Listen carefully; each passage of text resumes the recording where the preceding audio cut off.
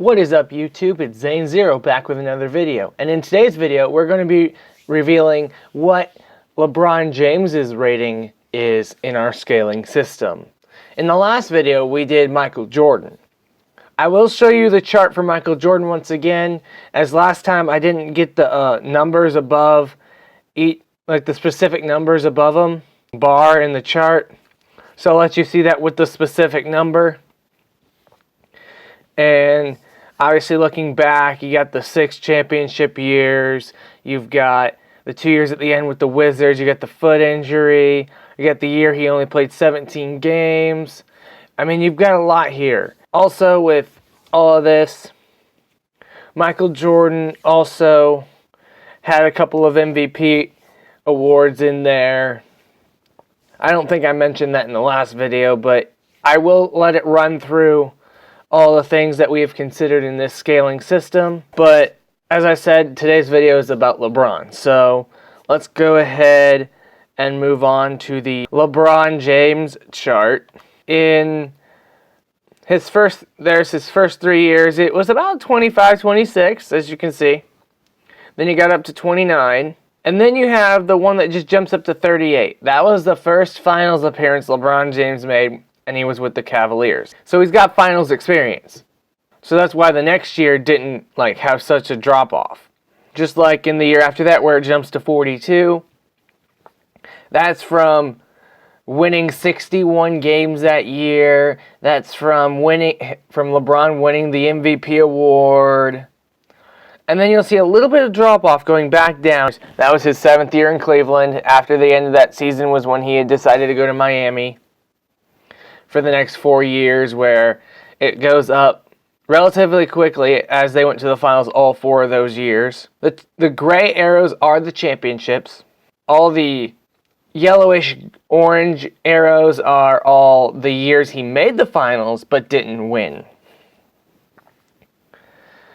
The 2 championships he won in Miami, obviously you see the great increase, especially from that first finals appearance where they lost to the second one where they won.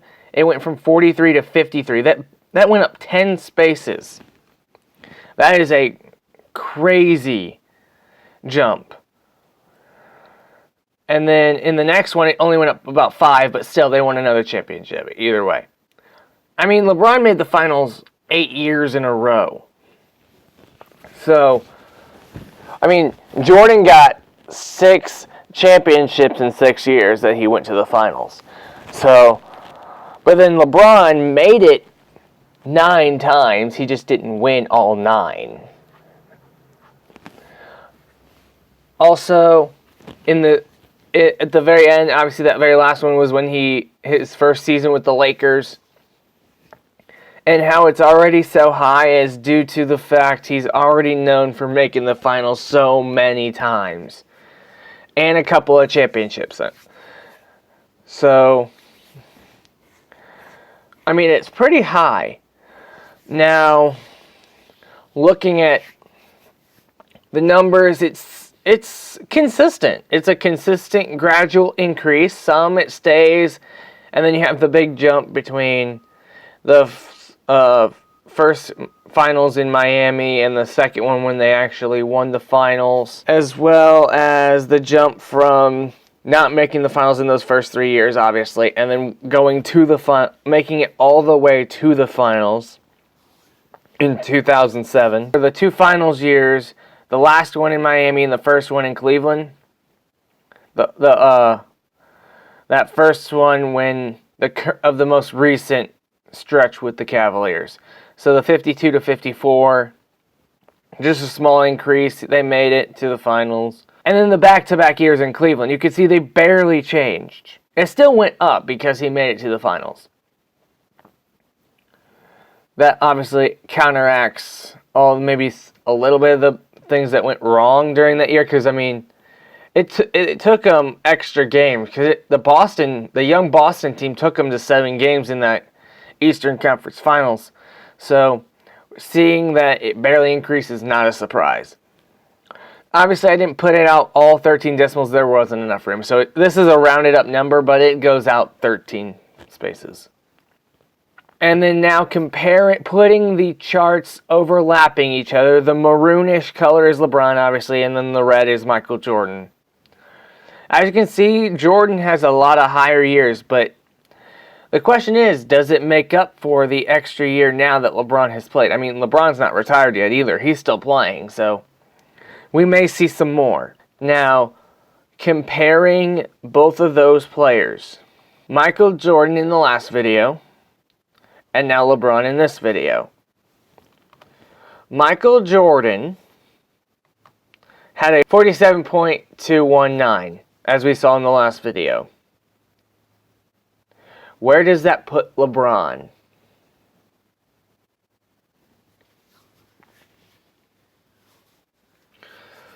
Has the extra season made the difference? Has it not made the difference because of the individual seasons that Jordan was significantly higher? LeBron James is at a 46.036. How close is that in comparisons? That is ridiculously close. You can't get much closer than that. It's either he's that close now. If he puts up an average season, he could definitely pass Michael Jordan this year. But I want to know what you think comparing the two players. Can LeBron pass Michael Jordan?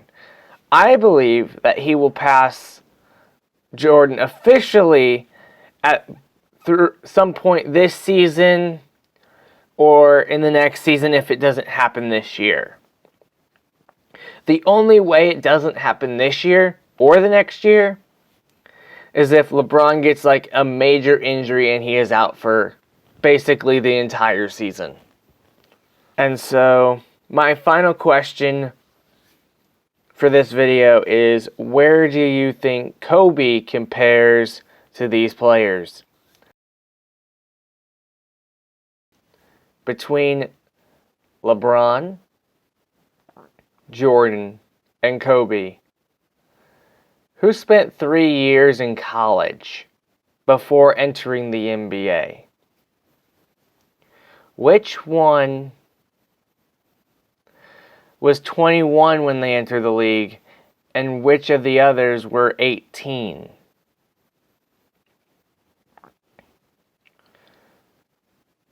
I think, and you may agree or you may disagree, what if Jordan tried coming to the NBA right out of high school? Would he have made it? You never know. We'll never know. It all happened, and it's gone. The past is over. But it's a good question to ask. Jordan was 3 years older than Kobe and LeBron when he started his NBA career. He got to experience college and tried to develop even more over those 3 years. Jordan wasn't the first pick in the draft. LeBron was.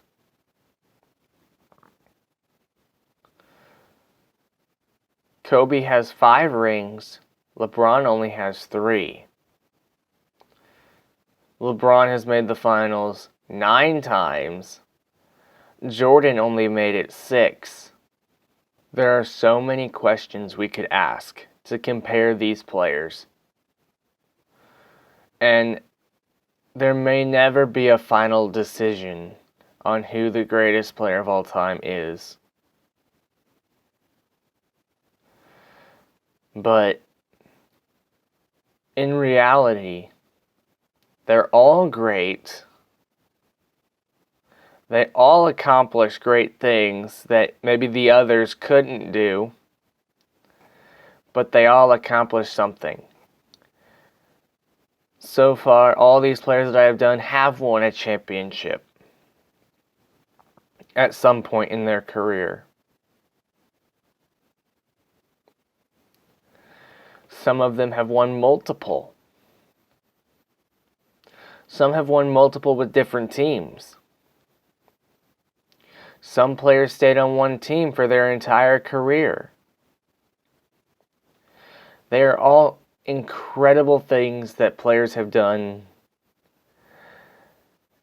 And breaking it down to see maybe who might be the greatest of all time is something fun to do. But they all won the Greatness Award in different ways. So I'm going to leave you with this. Between those three, the three players I have mentioned through these videos recently, who do you think is the greatest? Thanks for watching. Be sure to like, comment, and subscribe if you're new. Turn on post notifications if you're wanting to know when the next video comes out. And we out.